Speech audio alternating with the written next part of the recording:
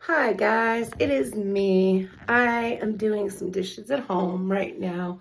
I trimmed a little bit of my hair. I think it looks pretty good. Um, got my eyebrows waxed finally. They're not really done though, but it doesn't matter. It's fine.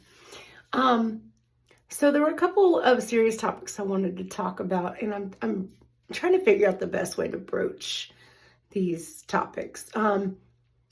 First, I would like to discuss the state of public schools in some parts of the United States. If you're a parent and you can't afford private school and you don't have the time or the resources to homeschool your children, um, one of the very first things that you need to do is get the syllabus from the teachers of your children. You really need to know what's being taught. In fact, you need to meet all of the teachers to get a good view of what kind of person they seem to be. Don't be afraid to ask questions. Look around the classroom, see what they have hanging up, see if they still have the American flag up there.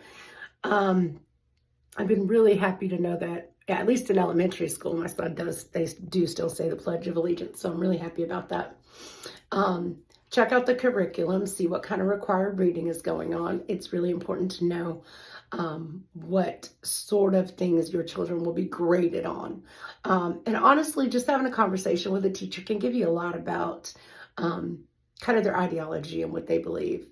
Because believe me, I understand not all parents have the resources for private school, and not all parents have the time to do homeschooling, especially if you have more than one child and they're in older grades, and then you're looking at different, all the different times they change classes and all the things that they have to learn to graduate.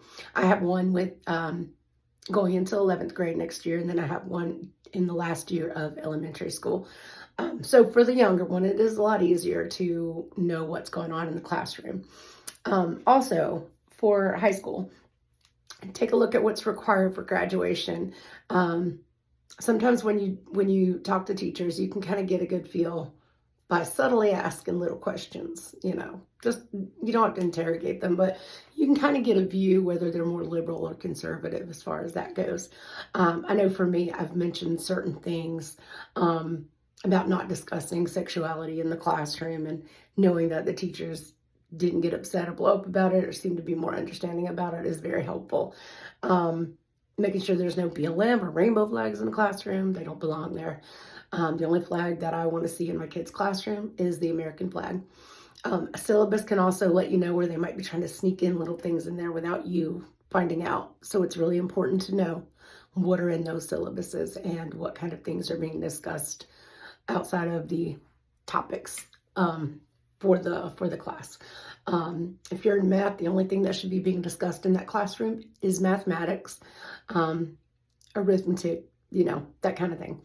I know in some other places they call it maths class with an S, so it's a little weird for me as an American, but whatever. Arithmetic, that's something we can all agree on. English, you want to know what kind of required reading, the books that are required. Every time my kids would bring home stuff, I would thoroughly go through their assignments and go through and see what's being taught in the class. But the most important thing with the older kids, my younger son is really open with me, and he's not hesitant to bring up anything that makes them uncomfortable. The older kids, when they get older, they don't like to engage with their parents as far as, sometimes they don't want to get into personal discussions with you, but keeping that line of communication open, reinforcing what you believe and what you've been teaching them, like, asking questions, if anything makes them uncomfortable, looking out for any changes in behavior, changes in manner of speech are really important as well. So guys, please pay attention to what your kids are learning, especially if you can't afford to private school or homeschool. I know a lot of parents have to work, even two-parent families can't always do the homeschool thing. I personally don't think I have I'm smart enough to do it, but it does require a big commitment. Now that I'm working outside the home to try to help, with the bill for the groceries, it's not really something that I can do. But I do stay involved. I stay very deeply involved, and I have deep conversations with my children so that if anything makes them uncomfortable, they can come to me and we will address it together. And my husband feels the same way. As we move out into the country, if things get a little bit better financially, I may end up homeschooling my younger one. The older one is so close to graduation. I really want to see him walk that stage in that cap and gown. And then we're encouraging trade schools. We are not encouraging college. College is, in many cases, an unnecessary expense that kids don't need to take on. And you'll hear people say, well, don't kids, you can't afford to pay for college. College is crap. Most kids are not going to need college. Skilled trades, that's where it's at.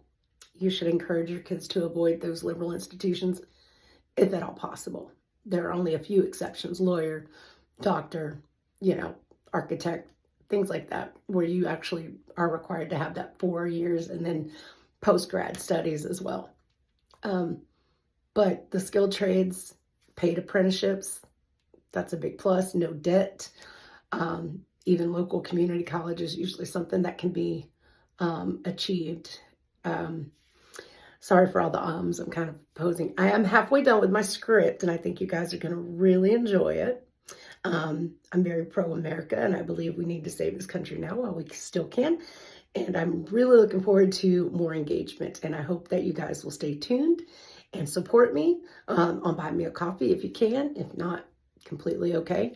I'm still going to do what I can do to try to reach that 1K by June. Really good to see you, and I will talk to you very soon. Peace.